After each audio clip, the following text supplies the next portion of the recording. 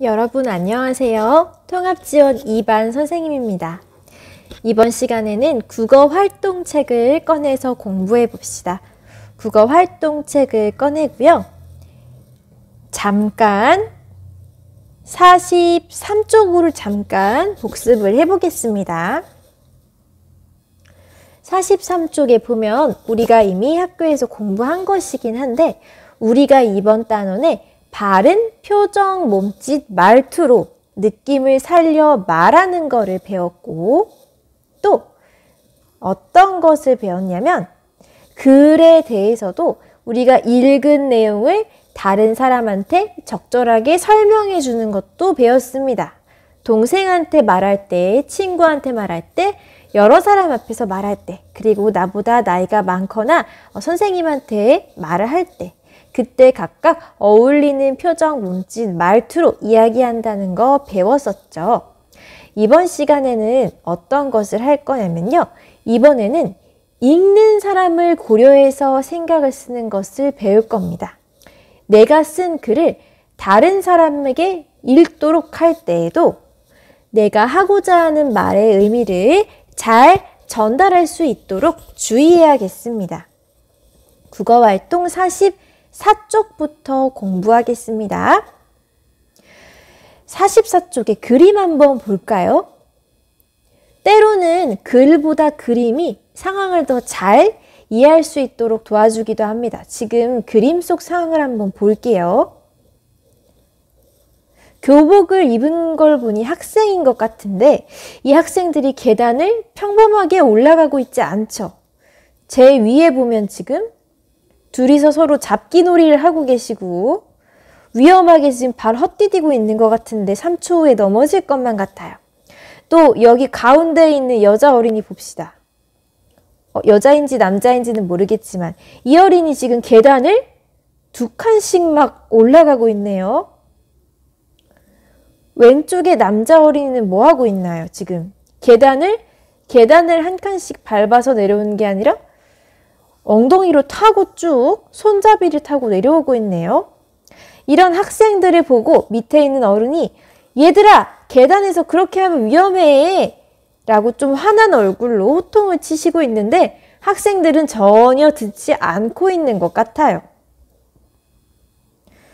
선생님이 생각하기에 이 어르신은 화난 표정과 뭔가 어쩔 줄 모르는 또 무언가를 가리키는 듯한 몸짓과 말투로 이야기를 하고 계신 것 같은데 이 학생들은 전혀 듣지 않고 있네요. 우리가 말을 할 때 듣는 사람을 고려해서 말을 하는 것도 중요한데 그것만으로는 우리의 마음을 전달하기가 부족할 때가 있어요. 그래서 이 학생들에게 하고 싶은 말을 글로 전달하기도 합니다. 자, 여기까지 이해가 됐나요? 우리가 말로 듣는 사람을 고려해서 적절한 표정, 몸짓, 말투를 사용해서 말을 하기도 하지만 사실 말은 내 말을 오래오래 기억해주지 않으면 잊어버릴 수 있잖아요. 그래서 글로 전달하는 경우가 있습니다. 그러면 우리 국어활동 교과서에서는 어떤 내용의 글로 학생들에게 계단에서 안전하게 걷기를 이야기하고 싶은지 살펴보겠습니다. 자, 먼저 여러분이 직접 글을 읽을 건데요. 선생님이 알려준 문단 표시 있죠. 어떻게? 문단 앞에 한 칸 띄어쓰기가 된 것을 찾아서 문단마다 띄어쓰기 표시를 한번 해보세요. 첫 번째 문단은 여기 있네요. 여기까지가 첫 번째 문단. 또 두 번째 문단 찾아봤나요? 빈칸 여기. 여기에 빈칸 여기. 선생님이 문단을 왜 나누냐면요. 문단마다 하려고 하는 이야기가 조금씩 다르기 때문에 우리가 글의 내용을 잘 간추리려면 일단 문단을 잘 나눠야 한다고 배웠죠. 문단마다 어떤 중요한 얘기를 하고 있는지 보겠습니다. 여러분이 영상을 멈춰놓고 글을 다 읽은 다음에 다시 영상을 재생시켜서 마저 수업 듣도록 하세요. 잘 읽어보았나요? 선생님과 함께 확인해 봅시다. 먼저 첫 번째 문단에서는 무슨 얘기를 하고 있는지 한번 볼게요. 복도와 계단에서는 반드시 우측 통행을 해야 하는데 천천히 걸어서 다른 사람의 활동을 방해하지 않아야 해요. 여러 사람이 함께 계단을 오르내릴 때는 앞 사람과 닿지 않도록 간격을 두어야 합니다. 무엇을 얘기하고 있나요? 첫 번째 문단은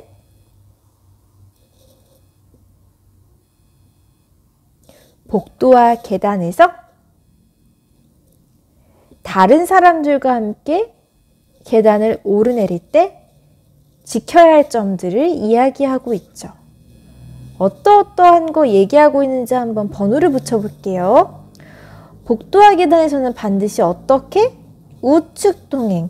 우측 통행이라는 것은 계단이나 복도가 이렇게 있을 때 우리가 이렇게 갈 때 오른쪽으로 질서 있게 가야 한다는 것을 뜻합니다.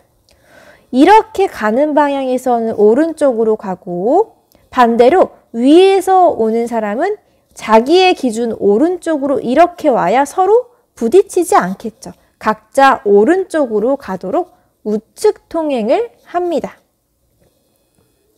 자, 그런데 또 우측 통행을 할 때 주의할 점이 있어요. 어떻게? 뛰어가야 되나요? 천천히 걸어야 되나요?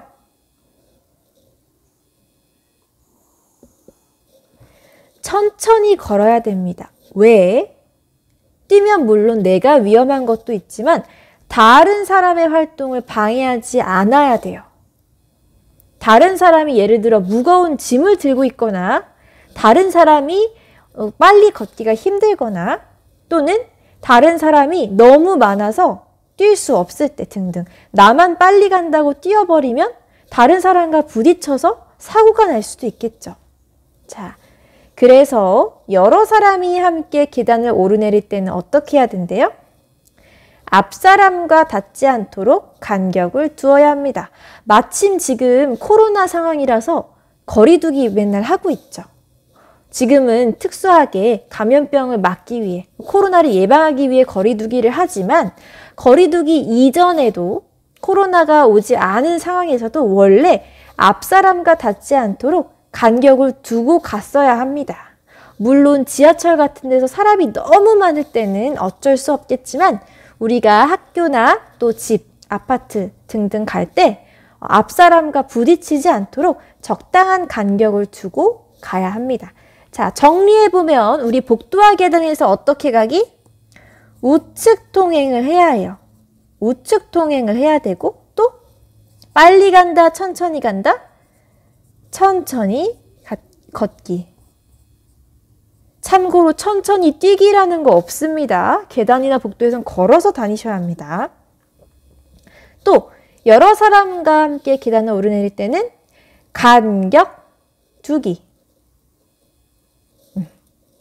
딱딱 붙어서 가면 앞사람과 부딪힐 수 있고 발이 걸려서 넘어질 수도 있겠죠. 이렇게 세 가지를 지키자고 첫 번째 문단에서 이야기를 하고 있네요. 그럼 두 번째 문단도 한번 확인해 봅시다. 두 번째 문단은 어디서 갈 때? 계단에서 갈 때 특히 주의할 점을 이야기하고 있습니다. 자, 어떤 점을 주의하라고 했는지 밑줄 한번 쳐보십시오. 어떤 점을 주의하래요? 뛰거나 두세 칸씩 오르면 안 되죠. 구를 수가 있고 또 한눈을 팔지 않습니다. 이게 무슨 말이냐면 한눈을 판다는 건 여러분이 계단 오르내릴 때는 넘어지지 않도록 내 앞과 뒤를 잘 보고 가야 되는데 친구랑 얘기를 하면서 간다거나 아니면 다른 생각을 하면서 간다거나 핸드폰 같은 손에 뭐 다른 걸 쥐고 가면 내가 걷는 부분을 잘 못 봐서 발을 잘못 디뎌서 넘어지게 될 수 있겠죠. 이런 점을 주의하라고 하네요. 또 계단을 오르내릴 때는 그냥 막 뛰어가는 게 아니라 난간을 잡고 안전하게 이동해야 한다라고 이야기하네요. 여러분이 이미 다 알고 있는 내용이죠. 기본적으로 지켜야 하는 안전 사항이에요. 하지만 문제는 지키지 않는 사람이 너무너무 많다는 거. 선생님도 우리 신도초등학교에 지금 몇 개월째 다니고 있지만 이런 기본적인 약속을 안 지키는 학생들이 너무 많아서 걱정입니다. 물론 엄청 급할 때는 너무 급하면 뛰어갈 수도 있겠죠. 하지만 우리 친구들은 급하지 않은 상황에서도 그냥 빨리 내려가려고 막 뛰어가는 걸 몇 번 봤어요. 굉장히 걱정이 됐습니다.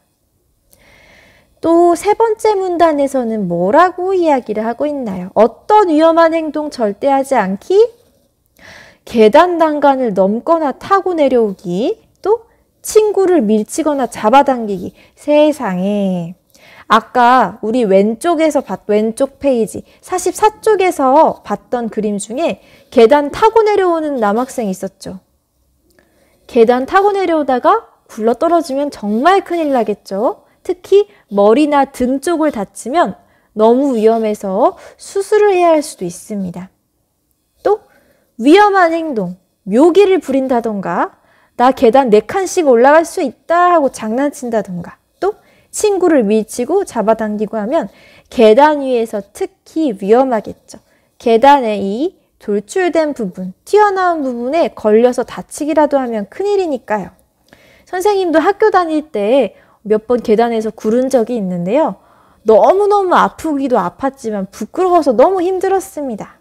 여러분은 꼭 안전하게 걷기 바랍니다. 자, 마지막 문단. 여기 숨어있는 마지막 문단이 하나 있었는데 한 줄로 되어 있네요. 언제 조심하래요? 비나 눈이 오는 날에는 비, 눈 때문에 특히 미끄러우니까 더욱 조심해야 합니다. 라고 하네요. 여러분이 평소에 이런 복도와 계단에서의 안전사항을 잘 지키고 있는지 돌아보세요. 정말 이렇게 난간 잡고 잘 가고 있나요? 당연한 것이지만 지키지 않는 친구들도 있죠. 선생님도 가끔 그래요. 반성하게 됐습니다. 자, 우리가 방금 두 쪽을 공부했는데 44쪽, 45쪽을 공부했죠. 자, 선생님이 말했듯이 이런 당연한 것들을 담임 선생님도 얘기하고 통합지원 2반 선생님도 얘기하고 가족들도 얘기하고 항상 걸을 때 조심해야 된다라고 얘기를 하지만 지키지 않는 학생이 많잖아요. 그래서 말로만 하는 거는 한계가 있으니까 글이나 그림으로 나타내서 여러 사람에게 보여주려고 합니다. 여기 그림에 보면 벽에 뭐가 붙어 있네요. 읽어볼게요. 계단에서 천천히 우측 보행합시다. 자, 이렇게 항상 벽에 붙여놓으면 오며 가며 이거를 읽고 한 번쯤 더 생각해보는 효과가 있을 것 같아요. 그래서 우리가 뭘 할 거냐면 다음 쪽으로 가서 46쪽에 보면 이런 광고지 있죠. 이거를 여러분이 만들어 볼 거예요. 어디에 만들 거냐면 선생님이 이 47쪽에다가 여기 옆쪽에다가 광고지 그 틀을 붙여줬잖아요. 거기에다가 내가 친구들에게 하고 싶은 이야기, 학교에서 위험한 행동을 하는 친구들에게 하고 싶은 이야기를 글로도 한번 적어보고 그림으로도 한번 적어봅시다. 자, 예를 들어서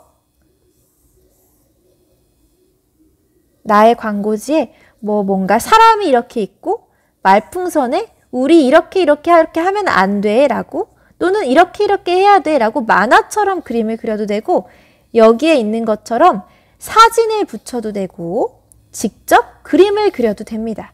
그리고 중요한 거는 어떻게 안전을 지켜야 하는지 글로도 써야 되죠. 여러분이 영상을 멈춰놓고 글, 그림, 만화 등등으로 우리 안전한 학교 생활을 위한 광고지를 한번 꾸며봅시다. 선생님이 47쪽에 그 붙여준 광고지 종이 있죠? 거기에다가 작업을 해보면 됩니다. 이번 시간 숙제예요. 그렇게 하고 이때 주의할 점은 이 광고지를 누가 보냐면 신도초등학교 친구들이 보게 되는 겁니다. 우리 친구들이 보게 되는 거예요. 그러니까 친구들한테 하고 싶은 이야기를 나의 마음을 잘 전달해야겠죠. 그리고 여기 나와 있는 광고지를 보면 괜찮아, 안전해 라는 혼자만의 생각에 대해 이건 거짓말이에요. 괜찮다고 방심하면 안 됩니다 라고 다른 사람에게 이야기하는 부분이 있죠. 보면 여러 사람 앞에서 이야기할 때는 지금 높임말을 쓰고 있습니다. 여러분도 여러분의 광고지가 물론 학교 친구들한테 해주는 말인 건 맞지만 여러 사람에게 말을 하는 거기 때문에 높임 표현을 적절하게 써서 해도 됩니다. 물론 말풍선에 들어갈 말은 평소에 쓰는 친구들한테 하는 반말로 써도 되겠죠. 하지만 그 밑에 우리 이러이러하게 행동합시다 라고 안전에 대해 당부하는 말은 높임 표현으로 꼭 써주세요. 자, 예를 들어 계단에서 뛰지 맙시다. 천천히 걸어서 다닙시다. 우측 통행을 합시다. 질서 있게 다닙시다. 와 같이 높임 표현으로 우리 이렇게 행동해요 라는 말을 써주면 좋겠습니다. 그럼 광고지까지 해결을 한 다음에 47쪽에 있는 이 기초 다지기 문제도 한번 풀어보겠습니다. 자, 광고지 먼저 해결한 뒤에 다시 영상을 재생시켜 주세요.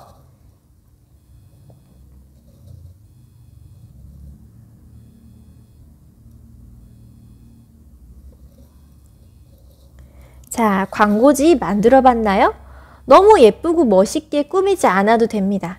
여러분이 우리 학교 친구들에게 안전한 복도와 계단에서의 학교 생활을 위해 하고 싶은 말을 솔직하게 쓰면 되었던 것입니다.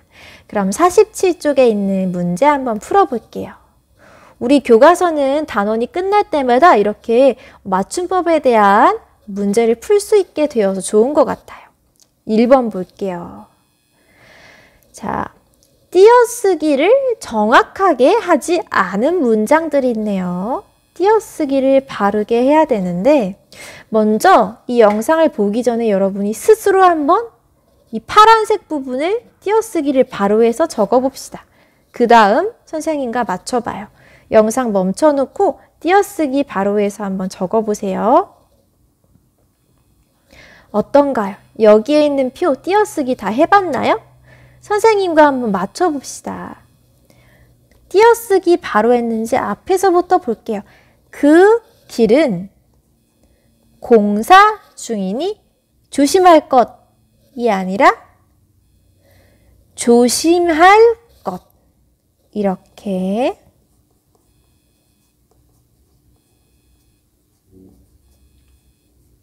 여기를 띄었으면 되겠습니다.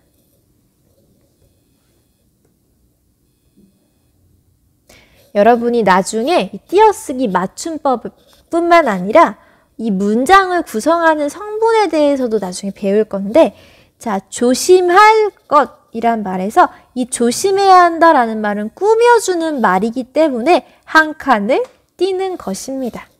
지금은 왜 띄어 쓰는지에 대한 이유까지는 모르더라도 쓰기를 이렇게 지켜야 하는구나 정도로만 알고 이런 말을 여러분이 직접 쓰게 되었을 때 바르게 띄어쓰기 할 수 있을 정도로만 외워봅시다. 자, 여기에서의 두 번째에서의 띄어쓰기 어떻게? 그 일은 차내만 할 수 있어요가 아니라 할 수 있어요 로 띄었어야겠죠. 할 띄고 수 있어요. 나는 할 수 있어. 너는 잘할 수 있어 할 때 할 띄고 수 띄고 잊으면 안 됩니다. 빠르게 세 번째까지 볼게요. 너만 그걸 할 줄 아는구나. 할 줄 아는구나. 여기도 한 칸 띄어야 합니다. 할 줄 아는구나. 와, 여진이 이런 거 잘할 줄 아는구나. 와, 용주 이런 거 되게 잘하는구나. 우와, 민지는 글씨를 바르게 쓸 줄 아는구나.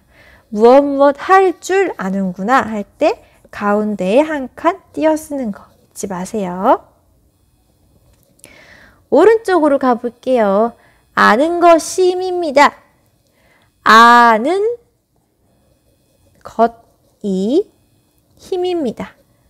이렇게 한 칸 띄워주셔야 돼요. 아는 것이 힘입니다. 무엇 하는 것, 할 것. 무엇 것을 쓸 때 이렇게 띄어 쓴다는 거 알아두세요. 자, 두 번째 한번 띄어 써봤나요? 하다 보면 그럴 수도 있지. 우리 그럴 수도 있지 라고 얘기 안 하고 그럴 수도 있지 라고 띄어서 말하죠. 쓸 때도 마찬가지. 우리가 말할 때 띄어서 말하는 거는 글로 쓸 때도 띄어서 말합니다. 그럴 수도 있지. 할 수도 있지. 그럴 수도 있지. 이렇게. 여기도 그럴 다음에 한 칸 띄겠죠. 나도 그럴 줄은 몰랐어요. 이렇게. 그럴 줄은 몰랐어요 라고 한 칸 띄어서 적어봅니다. 자, 여기까지 중요한 문제 풀어봤는데요. 자, 2번 한번 읽어보면 방금 했던 말이에요. 무엇 것, 무엇 수, 무엇 수 줄은 뭐뭐 아니와 같은 뜻이래요. 그래서 쓸 때에는 띄어 써야 한답니다. 하지만 이것, 저것, 그것은 붙여 쓴대요. 자, 다시 이것, 저것, 그것 할 때는 붙여 쓰고 나머지에서는 한 칸 띄어 쓴다는 것. 것, 수, 줄, 것, 수, 줄은 보통은 무조건 한 칸씩 띄어서 쓰는데 이것, 저것, 그것이라고 쓸 때만 붙여 쓴다는 뜻.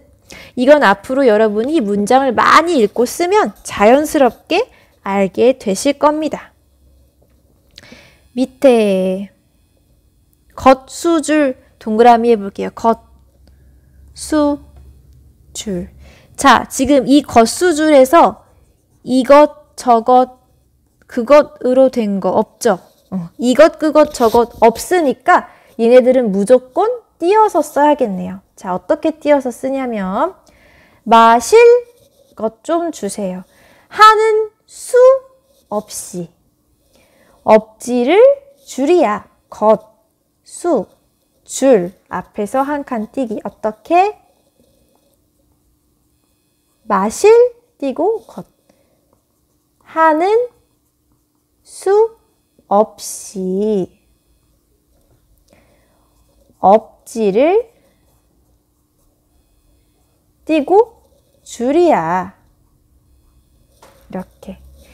이것, 저것, 그것 이때는 붙여 쓰는데 나머지 상황에서는 항상 한 칸 띄어서 쓴다는 거 잊지 마세요. 자, 여기까지 오늘 광고지도 그리고 맞춤법 문제도 푸느라 고생 많았어요. 이제 2단원도 이미 했고 3단원도 끝나가네요. 벌써 우리 4단원 배우게 됐네요. 우리 국어 시간이 여러분에게 조금 써야 하는 것도 많고 생각해야 하는 것도 많고 힘들 수는 있지만 여러분이 앞으로 살아가는 데에 많은 도움이 되기를 바라면서 이번 시간도 마무리하겠습니다. 우리는 다음 시간에 만나도록 합시다.